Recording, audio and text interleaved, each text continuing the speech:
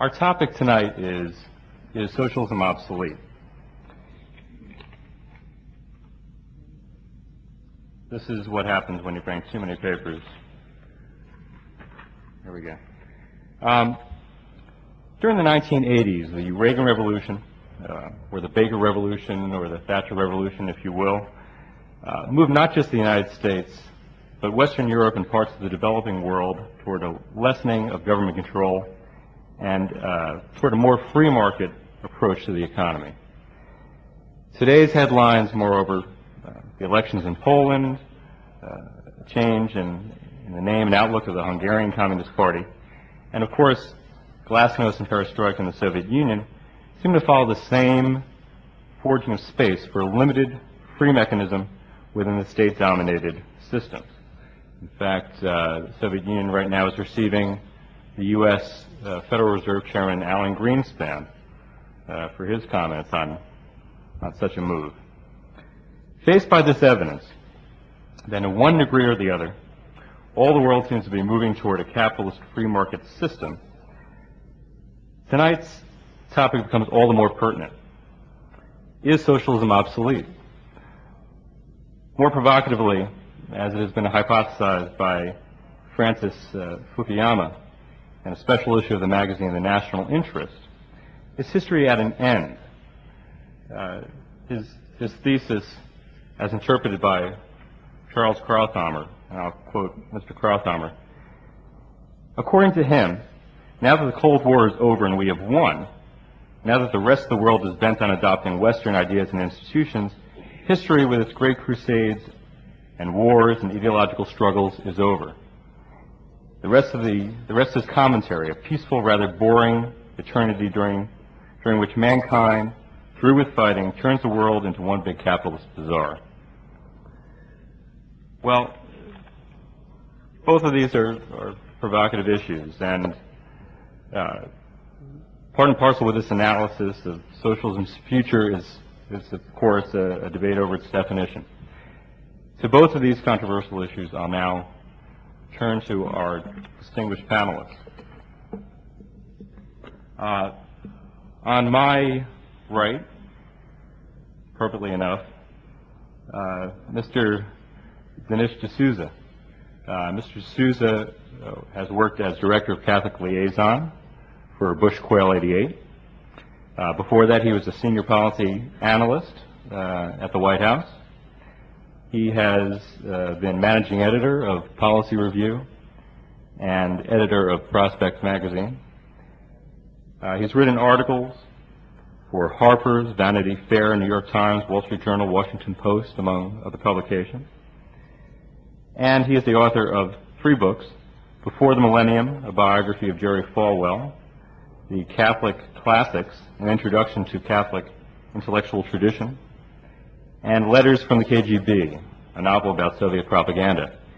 He is also currently working on a book for Macmillan Press on the politics of race and sex on the American campus. On my left is Mr. Christopher Hitchens. Christopher Hitchens is a Washington correspondent for The Nation and The New Statesman. He is a contributing editor of Harper's. His latest article, for which is Contempt for the Little Colony, How Bush and Barry Rule Washington. For several years, he wrote the U.S. Notes column for the Times and Literary Supplement. He is the author of Hostage to History, Cyprus, and the Ottomans to Kissinger, and of Imperial Spoils, a curious case of Elgin marbles. He's co-editor with Edward Said of Blaming the Victims, a collection of articles on Palestinians in the Middle East crisis. And a collection of his articles, Prepared for the Worst, was published by Hill and Wang in 1988. He's currently writing a study of the special relationship of the U.S. with Great Britain.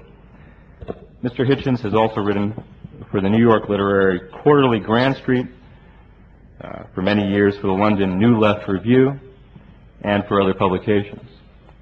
He's appeared widely on news analysis programs and on national radio and television.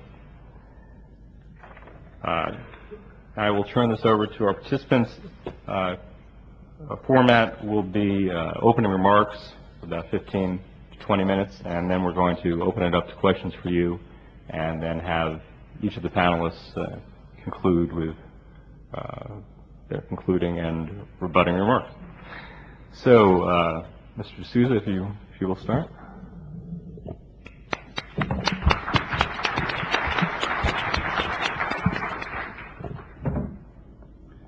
Thank you very much. Having had the opportunity to grow up in a socialist economy, India, and then to emigrate, I suppose, to a largely capitalist economy, which is to say the United States, I feel that I've had a chance to sample firsthand, if you will, some of the advantages and disadvantages of both systems. Both ideologies have long histories, and there are fierce and long-lasting polemical disputes that go back to the 30s and before about the relative merits of the two systems. My experience with them has been contemporary. It has been an experience that coincides, I think, with that of most of you students in the audience. I think it corresponds more closely to what we may define as the future of the two systems rather than their past. I remember when I first came to this country, I spent a year in Arizona, and one of my first experiences was to walk out on one of the big ranches, and I saw right in the middle of a pasture some cows grazing.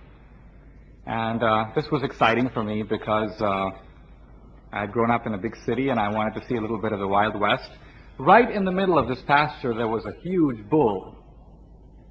Perplexingly enough, the bull didn't seem to have any horns. There was a kind of old cowboy sitting by the side of the ranch, and so I walked up to him and said, "Excuse me, but could you tell me why that bull doesn't seem to have any horns?" He said, "Well, some bulls are born without horns, and some bulls have their horns cut off because of disease. But the reason this particular bull doesn't have any horns is because it is a horse." Since then, I've found politics, America, ideology to be something of a learning experience. And I think that is the empirical approach, one which looks at the way things are, makes a lot of sense when we talk about ideologies which otherwise can somehow diffuse into some kind of abstract or ethereal concepts that have no tangible meaning for us. What I'd like to argue is that socialism isn't really obsolete, because it never really was of any contemporary significance. When one says that something is obsolete, it implies that at some point it had some use. It did good. A manual typewriter is obsolete, but maybe 25 years ago it was a pretty handy tool. Socialism has never been that. It's obsolete in the sense that a unicorn is obsolete. And I'd like to criticize socialism, if you will, from the perspective not of what one might contemptuously call laissez-faire, a kind of system in which anyone is allowed to do anything in the market, but from the perspective of what one may call safety net capitalism. By that I mean something not vastly or radically different from what we have now. My view of capitalism is free markets combined with protection for those who can't take care of themselves. In other words, a floor below which no one can fall, but a ladder up which everyone can climb. And I think it is fair to say that a survey of what's going on around the world should suggest that history appears to be moving in the direction of this sort of safety net capitalism.